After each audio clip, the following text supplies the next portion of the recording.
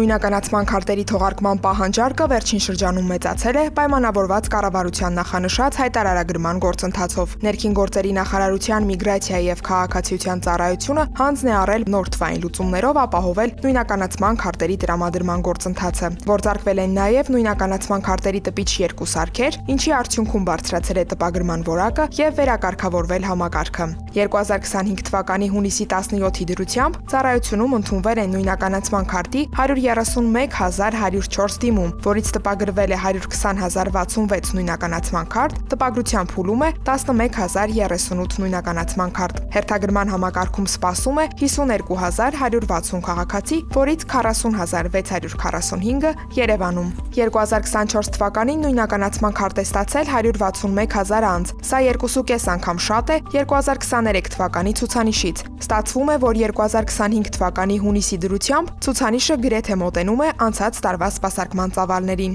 Նախաձեռնել ենք մի շարք լուծումներ, որոնք որ մեզ թույլ կտային թողունակությունն ավելի ընդլայնել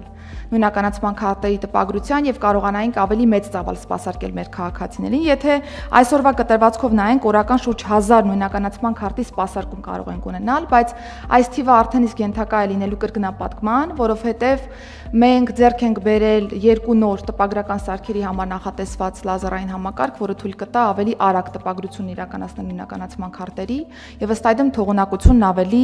մեծացնել այս տեսանկյունից։ Քաղաքացիներին մատուցվող ծառայությունների որակի բարձրացման, այդ թվում օրենքով սահմանված ժամկետների պահպանման համար միգրացիայի եւ քաղաքացիության ծառայությունը ներկայումս աշխատում է առանց հանգստի։ Կարող ենք արձանագրել, որ կուտակումների հետևանքով քարտերի տրամադրման ժամկետների ուշացումների խնդիրն այլևս անցյալում է։ Միգրացիայի եւ քաղաքացիության ծառայության տեխնիկական սպասարկում իրականացնողներն ուսումնասիրել են էլեկտրոնային հերթագրումների օնլայն հարթակը եւ հայտնաբերել են հերթագրումներ նույնականացման քարտ ստանալու համար այն դեպքերում, երբ անձն արդեն իսկ ունի վավեր նույնականացման քարտ։ Քաղաքացիներին հորդորում ենք, եթե չեք կորցրել ձեր նույնականացման քարտը եւ այն վավերական է, չեղարկեք ձեր էլեկտրոնային հերթագրումը նույնականացման քարտ ստանալու համար։ Հորդորում ենք չեղարկել հերթագրումը նաեւ այն դեպքերում, երբ ունեք էլեկտրոնային կրիչով վավերական նույնականացման քարտ, սակայն կորցրել եք PIN եւ PUK գաղտնաբառերը։ Տվյալ պարագայում անհրաժեշտ է մոտենալ բջջային օպերատորին եւ ակտիվացնել բջջային էլեկտրոնային ստորագրությունը։ Միգրացիայի եւ քաղաքացիության ծառայության տարածքային ստորաբաժանումներում